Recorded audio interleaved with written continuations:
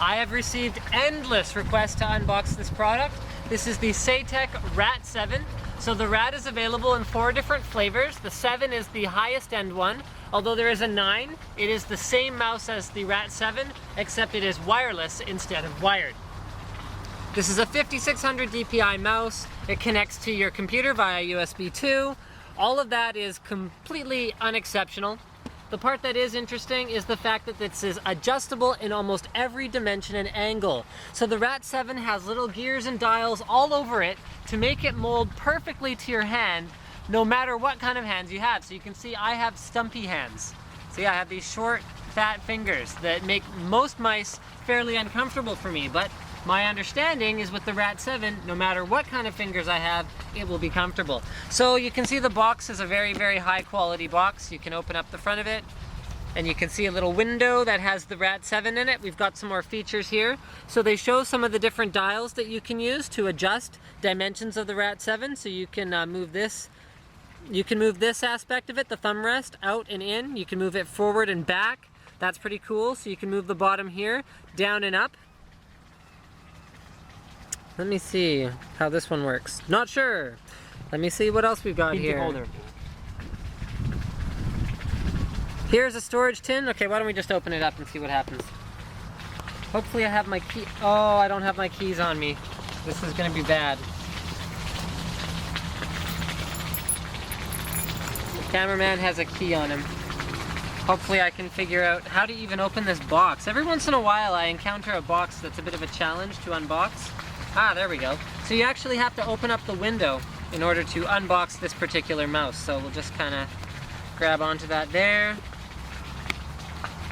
You know, it's kind of surprising to me that no one has already thought of calling a mouse a rat when it's like an extreme mouse. But yeah, it looks like Saitek is the first to come up with that marketing idea. Very clever indeed. I'm just killing time right now until I can get the mouse out of the box, or rat I should say. And let me just kind of figure out what's under here. This is a very complicated box. I have no idea how I'm gonna put this back together when I'm done here because I do not get it. Hold on a minute. Ah, it's caught right there. Okay, let me lift that up. Come on out. Thank you. Okay, so inside the box, now that we finally have it open, we have a Cyborg gaming disc that presumably has some drivers and such on it. Then we have a little limited warranty thing. Yeah, drivers. Probably, or not. Doesn't really matter. If there are drivers, you should download the latest ones from the Saitek website. Okay, next we have a little guide. Okay, so it shows you how to use the 4 user-definable DPI settings, how to use the interchangeable pinky and palm rests, okay, how to use precision aim mode. That's kind of a cool button. I wonder if it'll make my aiming more precise. Sure hope so. Okay, the head tilts to further optimize button position, so that's number 1, worldwide and PC flight sim. I can't tell what this is. Some parts of it look like kind of a manual and other parts look kind of like a catalog. So here you have custom length adjustment, and it shows another indicator for precision aim mode. Okay. Oh, that's the R.A.T 5. Oh, this is all the different R.A.T series mice. They all look the same. Right. This is the R.A.T 7. This is the one we have today. This is the R.A.T 3, so it doesn't have the precision aim mode. It doesn't have all the adjustable stuff on it. The R.A.T 5 right here lacks the, looks like the DPI, no, because the button's there. Okay, forget it. Insert the CD. Okay, there's your quick start guide. There's your user-definable DPI settings right there. On the back here, it shows you how to set your precision aim button. So you can set a percentage decrease of mouse sensitivity while precision aim button is held. So you actually hold it down when you're sniping. That's kind of cool. And then here we have a huge box full of accessories and then some other cutouts. If other stuff came with it, I guess it would go in there. So let's find out what we have in terms of accessories. We have Pinky 1. Ah, come on out. Okay, so that is Pinky 1. So I guess it works kind of like that when it's, nope, must work like that when it's attached to the mouse. Okay, then we have Pinky 2. So this goes on a completely different way. It's kind of a little rubberized grip instead of a rest. All right. Then we have a weight cartridge. Here's the weight cartridge. Cool. And next we have palm rest 2. So this is a replacement palm rest for the one that comes installed on the mouse. Oh, palm rest 1 and palm rest 2, sorry. So one of them is kind of a rubberized, semi-textured surface, and the other one is a very, very grippy rubberized surface, more like a tire than anything else. So it's actually got treads on it. All right, so go ahead and put those back in there. And now, without further ado, we will finally have a look at the R.A.T. mouse. As soon as we undo these twist ties, bear with me here.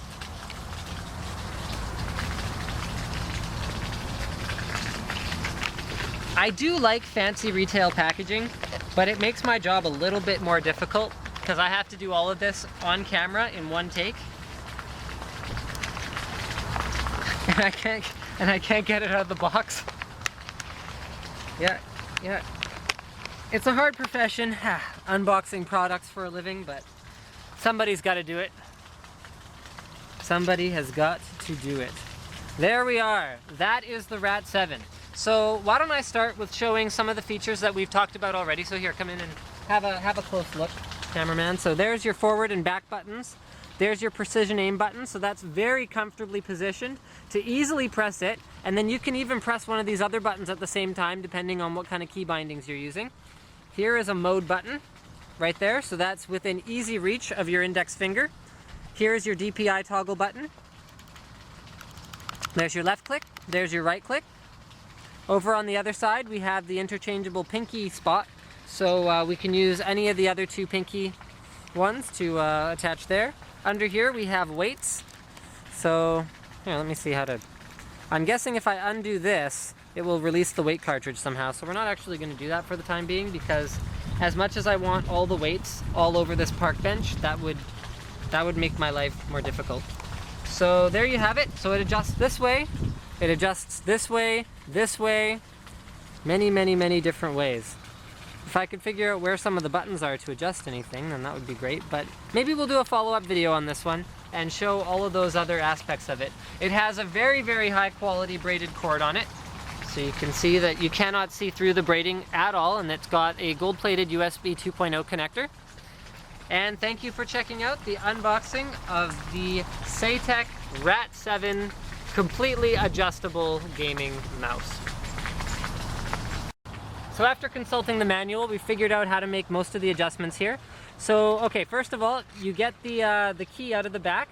See, it's stored right in the back of the mouse like that. Isn't that clever? So you just pull that out by unscrewing it. And then there's an Allen key spot right here. So you use that one to adjust the thumb piece front and back. So you see I'm moving it backwards right now. I hope you can see that. I'm moving it forward right now. Pretty cool. And then there's another key spot right in here. So you just loosen that one a little bit. That allows you to adjust it this way. And then once you've got it such that it is in exactly the right comfortable position for you, you just put the hex key back in there, screw it in tight, and it won't move anymore. There it is, nice and solid. And then, what was the last one? Yeah. And the last one, how to adjust the palm piece, is you just push in this little button right here, slide it back, and then it locks wherever you want to put it. So if you have a larger hand, then you can adjust it so the palm sits much further back. I don't, so I would probably use it pretty much in its stock configuration.